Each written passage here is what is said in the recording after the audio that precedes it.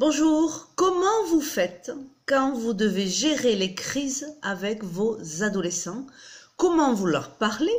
Comment vous vous comportez? Quelle est votre posture? Comment vous réagissez à ces refus d'obtempérer, à ces rébellions, à ces révoltes, éventuellement à ces mots? Quelle est votre façon de vous y prendre avec lui? Est-ce que vous sentez que vous êtes à la bonne place, que c'est ce qu'il faut faire? Est-ce que vous comprenez comment fonctionne votre adolescent? Est-ce que vous avez le mode d'emploi? Je suis Anne-Marie Barrero, je suis spécialiste en communication systémique et j'accompagne les personnes depuis plus de 10 ans à améliorer leur stratégie, leur capacité à communiquer avec les autres, c'est-à-dire à entrer en relation avec les autres pour que ça fonctionne, pour que les relations elles soient constructives, elles soient enrichissantes, elles soient agréables et surtout elles soient coopérantes. Et avec nos adolescents, la relation de coopération est certainement ce que je recommande et ce qu'il convient de mettre en place. Alors je vois souvent des personnes qui accuse un organisme, une personne, un groupe de créer des relations, comment dirais-je, des relations compliquées avec leurs adolescents. Et moi, je suis là en train de vous dire que même si dans la société d'aujourd'hui, il y a effectivement plein de choses qui vont pas bien, même si vous pensez que la terre, elle marche sur la tête, que la plupart des gens ne sont pas comme vous voudriez qu'ils soient, même si tout ça, il n'empêche que si vous êtes parent d'adolescents, vous avez votre propre pouvoir d'agir. C'est-à-dire que vous pouvez récupérer les situations et les transformer pour aider votre adolescent à s'épanouir et à vous épanouir ensemble. Le livre « Aider son ado », pour ceux et celles qui me connaissent, est sorti en 2016 et le prochain qui s'appelle Comme chien et chat va sortir au mois de août 2018, fin août 2018 et il sera particulièrement consacré à la relation avec son adolescent ou son préadolescent. La relation pour installer un climat serein, agréable et pour avoir la paix de l'esprit à la maison. Donc ce livre va sortir en août 2018, mais juste avant, je suis en train de préparer une formation en module, étape par étape, simple, une formation en vidéo que vous pourrez vous procurer pour l'instant via un groupe privé Facebook, si vous avez Facebook, puisque je suis en train de lancer cette expérience, parce que je me rends compte que beaucoup de parents ont de la difficulté et souffrent même dans la gestion des crises avec leurs adolescents. Qu'est-ce qu'on fait quand l'adolescent ne travaille pas? Qu'est-ce qu'on fait quand l'adolescent ne participe pas? Qu'est-ce qu'on fait quand l'adolescent ment? Qu'est-ce qu'on fait dans toutes ces situations? Est-ce qu'on dit rien? Est-ce qu'on banalise? Est-ce qu'on s'énerve? Tout ça va être expliqué dans la formation à venir et qui est une formation en 6 étapes. Et je vais vous donner la liste des étapes. C'est très simple. Alors, dans la page qui est affichée ci-dessous, vous aurez les détails écrits. Donc l'étape 1, c'est comment dédramatiser et prendre du recul quand il y a des situations de refus, de rébellion ou de révolte.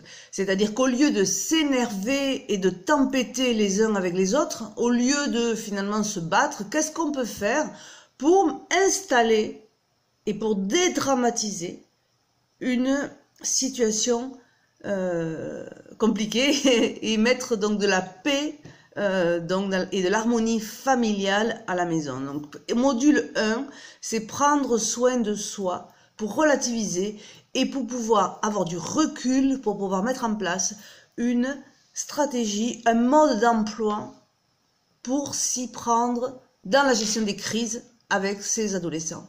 Deuxième étape, c'est connaître les piège de la communication. Depuis plus de 10 ans que je fais ce métier, ceux et celles qui me connaissent savent que je donne des cours à l'université, que j'enseigne aussi en école d'ingénieurs ces techniques de communication systémique qui me paraissent aujourd'hui fondamentales de transmettre et de transférer Et que là, je donne dans l'étape 2 sur les pièges de la communication. On ne se rend pas compte, parce qu'on n'a pas appris, pour plein de raisons, qu'on est maladroit dans sa manière de communiquer. Et il faut savoir qu'il y a des pièges dans lesquels on tombe qui font que nos adolescents, on peut les aider à s'ouvrir et à s'épanouir, et on peut aussi comment dirais-je, couper leurs ailes dans la manière dont on va s'y prendre avec eux. Ça, je l'expliquerai dans le module 2 de la formation. Le module 3, c'est qu'est-ce qu'on fait quand la dispute survient, comment, dans l'orage émotionnel, quand on se dispute les uns les autres, comment on fait, quelle est la stratégie, la bonne stratégie de gestion des crises. Donc ça, dans le module 3, je vous apprendrai les mots et expressions à utiliser et à ne pas utiliser justement dans ces moments-là, parce qu'il y a des mots et des expressions qui vont augmenter la dispute et le conflit, et c'est certainement ce qu'il ne faut pas faire. Dans l'étape 4, je lis mes notes, je vous apprendrai comment écouter et comment être écouté pour se comprendre, parce que là on s'aperçoit qu'il n'y a quasiment pas d'écoute entre les parents et leurs adolescents. Donc je vous apprendrai ce que c'est que l'écoute et je vous apprendrai la posture nécessaire pour être écouté. Pourquoi? Parce qu'un adolescent qui est écouté, c'est un adolescent qui est coopératif. Et c'est bien ça que nous cherchons, n'est-ce pas? Dans l'étape 5, je vous apprendrai à vous exprimer de la bonne façon pour parler à vos ados. Dire ce que vous voulez sans pour autant faire la morale, parce que vous savez qu'ils détestent ça, surtout dès l'âge de 13, 14 ans, 15 ans, quand on leur donne des commentaires, quand on parle, quand on leur explique quelque chose, ils ont tout de suite l'impression qu'on leur fait la morale. Et à cet âge-là, ils commencent à se rebeller et ils n'ont pas envie de ces leçons de morale. Ça ne veut pas dire que vous avez décidé de moraliser. Ça veut dire que eux, ils l'interprètent de cette façon. Et quand on a compris ça, on sait comment adapter son discours et s'exprimer de la bonne façon. Ça sera dans le module 5. Enfin, dans le 6e et dernier module, je vous apprendrai comment maintenir un climat paisible au quotidien et dans le temps. Dans le temps, c'est-à-dire sur une durée très longue, plusieurs années, comment on met en place un climat paisible. C'est bien certain que si des disputes, des querelles se cristallisent, c'est-à-dire si elles restent bloquées dans les relations, elles vont se cristalliser, c'est-à-dire grossir, et on va les banaliser, on va les mettre de côté, et c'est ce qui fait plus tard, ou régulièrement, que ça crée des nouvelles querelles, que ça augmente les querelles existantes, c'est ce qui fait qu'on ne se parle plus, c'est ce qui fait que les adolescents, quand ils ont quitté la maison, ils n'ont plus envie de revenir chez eux, parce qu'il y a ces cristallisations.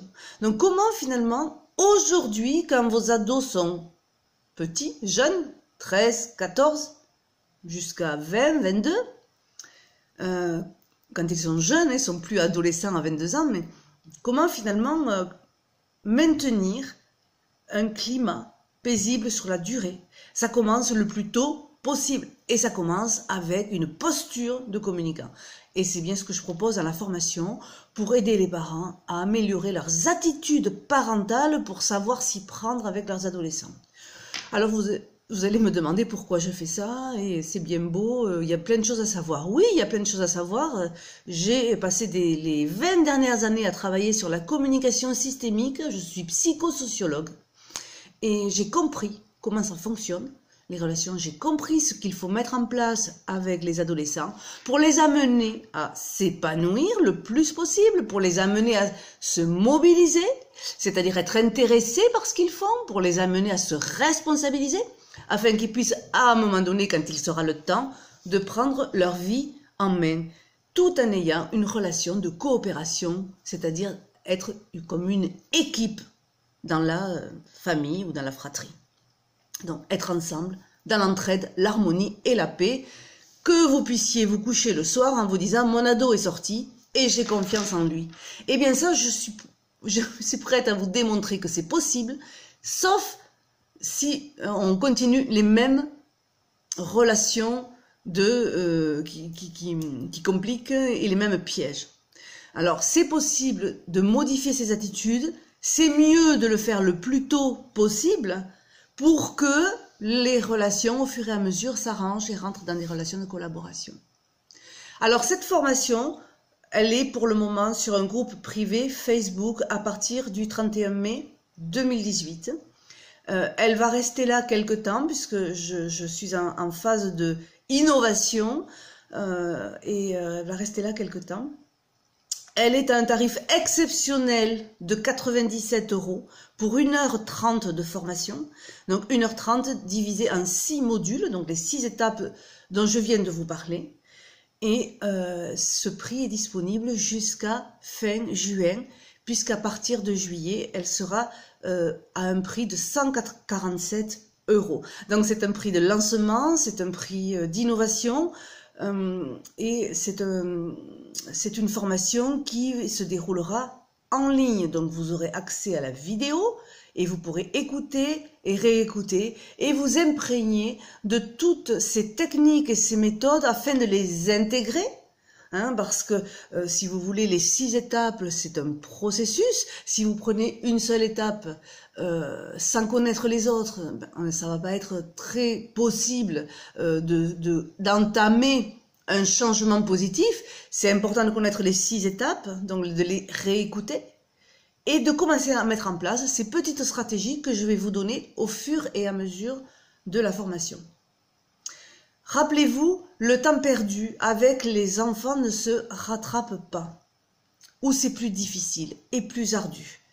Et j'ai à cœur d'accompagner les parents qui souvent souffrent, essayent de banaliser, disent de toute façon c'est trop tard maintenant et moi j'en peux plus, ne veulent pas modifier quelque chose. C'est pas compliqué, il faut juste savoir des bases et mettre en place des petites stratégies au jour le jour, à la semaine, comme chacun peut. Ce n'est pas la faute des parents. Il n'y a pas de parents parfaits, comme il n'y a pas d'adolescents parfaits et que la perfection n'existe pas. Donc ce n'est pas la faute des parents, ce n'est pas la faute de la société, ce n'est pas la faute de l'éducation, ce n'est pas la faute de... C'est juste des questions de co-responsabilité et de cohabiter avec ses responsabilités, de prendre la sienne. Eh bien, la responsabilité du parent, je pense, c'est de s'informer et de se former sur la communication systémique et relationnelle pour améliorer ses aptitudes et ses attitudes. Alors, je vous dis à bientôt et toutes les informations sont dans la page qui sont ci-dessous. Bonne journée!